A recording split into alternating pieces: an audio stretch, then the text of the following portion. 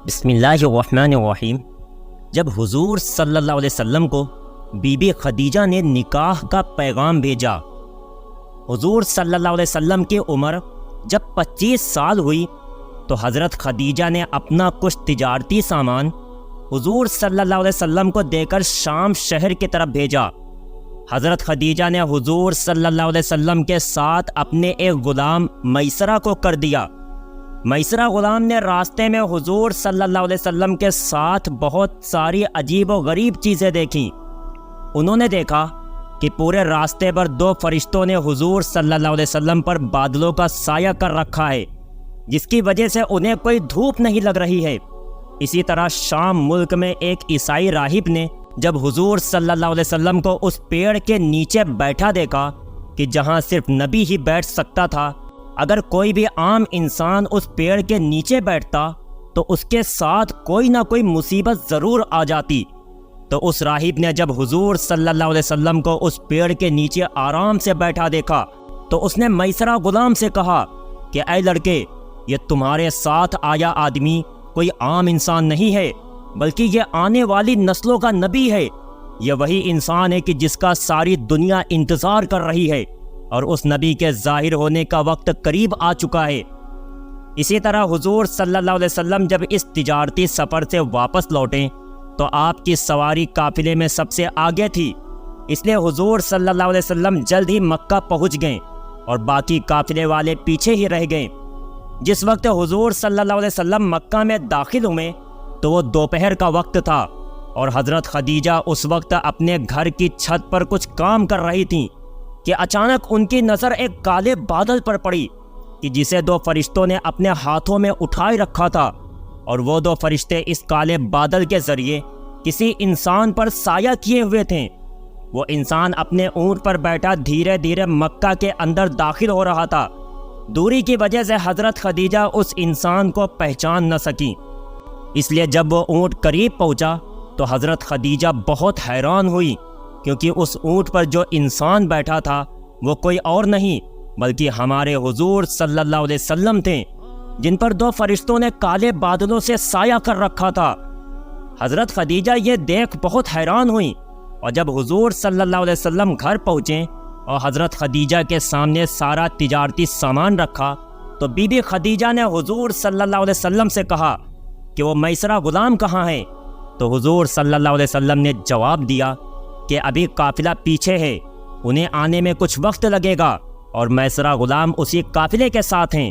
تو حضرت خدیجہ نے کہا کہ آپ پھر سے واپس جائیں اور میسرہ غلام کو بلا کر لائیں۔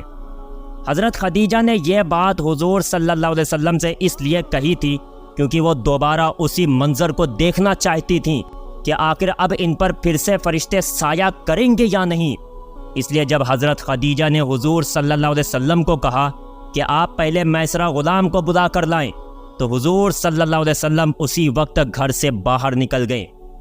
باہر دوپہر کی تیز دھوپ پھیلی ہوئی تھی، لیکن حضور صلی اللہ علیہ وسلم جیسے ہی بی بی خدیجہ کے حکم پر گھر سے نکلیں تو اچانک انہی 2 فرشتوں نے پھر سے حضور صلی اللہ علیہ وسلم پر ایک کالے بادل سے سایہ کر دیا،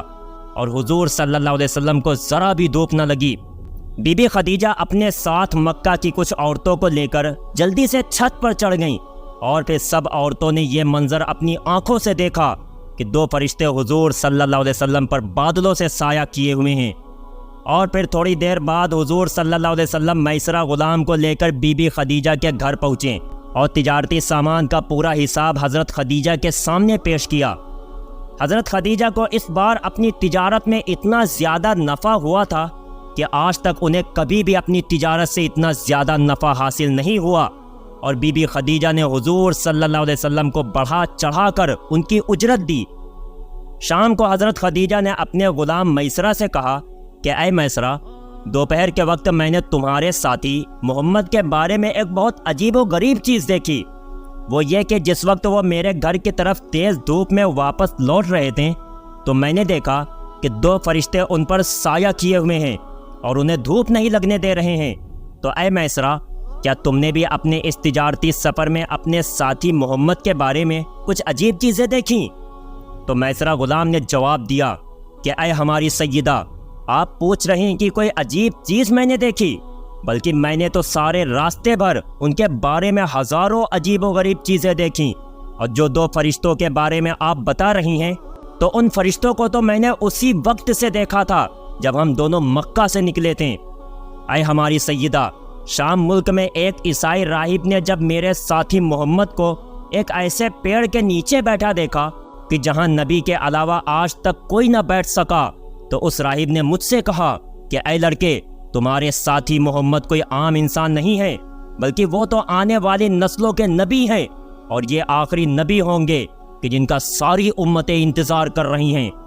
یہ سن کر مجھے بہت حیرانی ہوئی۔ میسرہ غلام حضرت خدیجہ کے سامنے حضور صلی اللہ علیہ وسلم کے تعریفیں کرتے جا رہے تھے، اور حضرت خدیجہ بہت غور سے ان کی باتیں سن رہی تھیں۔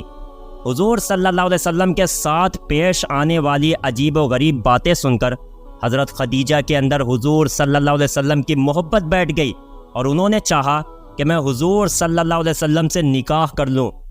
حضرت خدیجہ کے پہلے ہی 2 نکاح ہو چکے تھے، اور دونوں شوہروں کی وفات ہو گئی تھی، اس لیے حضرت خدیجہ ایک بیوہ عورت کی زندگی گزار رہی تھیں۔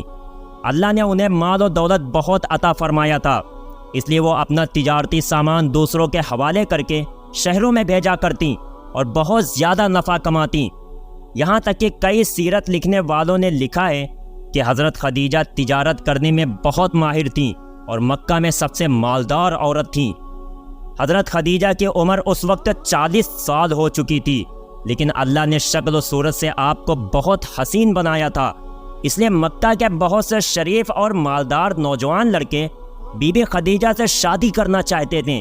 اور انہیں ان نوجوانوں کی طرف سے نکاح کے کئی پیغام بھی آ چکے تھے، لیکن بی بی خدیجہ کے دل پر اپنے دونوں شوہروں کی وفات کا ایسا صدمہ لگا تھا کہ انہوں نے فیصلہ کر لیا کہ اب میں ساری زندگی شادی نہیں کروں گی۔ لیکن حضرت خدیجہ نے جب حضور صلی اللہ علیہ وسلم کے اندر ایسی عجیب و غریب چیزیں دیکھیں کہ آپ صلی اللہ علیہ وسلم کی خدمت کے لیے فرشتے بھی آگے پیچھے لگے رہتے ہیں، تو بی بی خدیجہ کے اندر حضور صلی اللہ علیہ وسلم کی محبت بیٹھ گئی، اور وہ اگلے دن اپنے چچا کے لڑکے ورقہ بن نوفل کے پاس پہنچیں۔ حضرت ورقہ اس وقت بہت بوڑھے ہو چکے تھے اور اپنے مذہب سے عیسائی تھے۔ انہوں نے بہت سی پرانی کتابیں پڑھ رکھی تھیں اور مذہبی چیزوں کے بارے میں اچھی معلومات رکھتے تھے،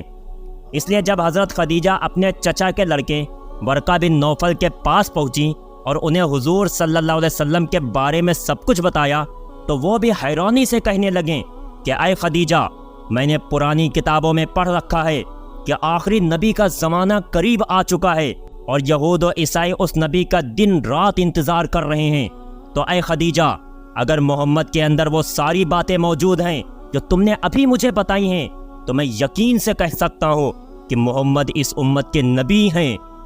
اپنے چچا کے لڑکے ورقہ بن نوفل کی زبانی حضور صلی اللہ علیہ وسلم کی ایسی تعریف سن کر حضرت خدیجہ کے دل میں حضور کی محبت اور زیادہ بڑھ گئی، اور انہوں نے فیصلہ کر لیا کہ اب کچھ بھی ہو میں محمد سے نکاح کا پیغام ضرور بھیجوں گی۔ اور پھر شام ہوتے ہوتے حضرت خدیجہ نے اپنے چچا عمرو بن اسد کو گھر بلایا۔ نکاح کی بات کرنے کے لیے حضرت خدیجہ نے اپنے چچا کو اس لیے گھر بلایا کیونکہ اس وقت تک حضرت خدیجہ کے والد خویلد کی وفات ہو چکی تھی۔ حضرت خدیجہ کے چچا عمرو بن اسد جب شام کے وقت گھر پہنچے تو بی بی خدیجہ نے ان کے سامنے اپنے دل کی بات رکھی اور کہا کہ اے چچا جان، میں ہاشمی خاندان میں رہنے والے عبداللہ کے لڑکے محمد سے نکاح کرنا چاہتی ہوں، اس لیے آپ اس بارے میں ان کے گھر والوں سے بات کریں۔ یہ سن کر حضرت خدیجہ کے چچا عمرو نے کہا کہ ٹھیک ہے، میں اس سلسلے میں ابو طالب سے جا کر بات کروں گا۔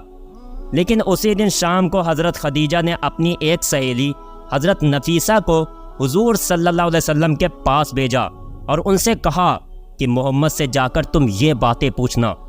حضرت نفیسہ حضور صلی اللہ علیہ وسلم کے پاس پہنچی تو کہنے لگیں کہ اے محمد، اگر تمہیں کوئی نیک و مالدار عورت نکاح کا پیغام بھیجے تو کیا آپ قبول کریں گے؟ یہ سن کر حضور صلی اللہ علیہ وسلم نے پوچھا کہ وہ عورت کون ہے؟ تو حضرت نفیسہ نے جواب دیا کہ اے محمد، وہ عورت بی بی خدیجہ ہیں، اس لیے اگر آپ کی مرضی ہو تو اس سلسلے میں آپ کے چچا ابو طالب سے بات کی جائے۔ تو حضور صلی اللہ علیہ وسلم نے فرمایا کہ ہاں، میں تیار ہوں، کیونکہ حضرت خدیجہ بھی وہ عورت تھیں کہ جن کی تعریفیں دور دور پھیلی ہوئی تھیں۔ حضرت نفیسہ نے جب یہ بات آ کر حضرت خدیجہ کو بتائی تو وہ بہت خوش ہوئیں، اور اگلے ہی دن حضرت خدیجہ کے چچا عمرو نے آ کر حضور صلی اللہ علیہ وسلم کے چچا ابو طالب سے بات کی، اور دونوں کے نکاح کی تاریخ متعین ہو گئی۔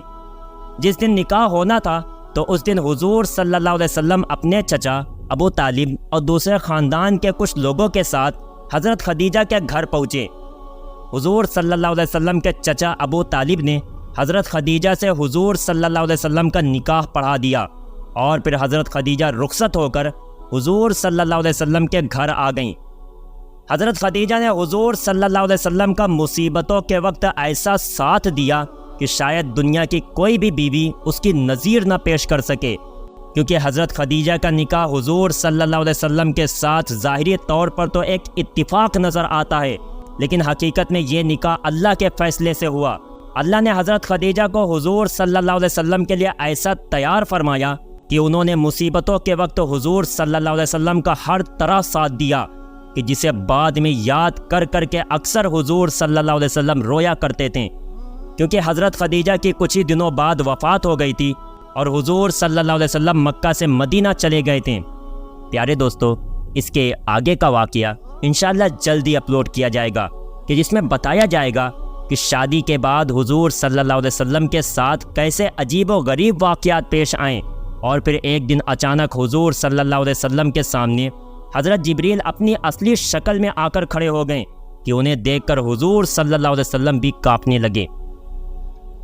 پیارے دوستو، اگر واقعہ پسند آیا ہو تو لائک کرنا اور چینل کو سبسکرائب کرنا نہ بھولیں، اور جاتے جاتے ایک پیارا سا کمنٹ ضرور کر دینا۔ السلام علیکم۔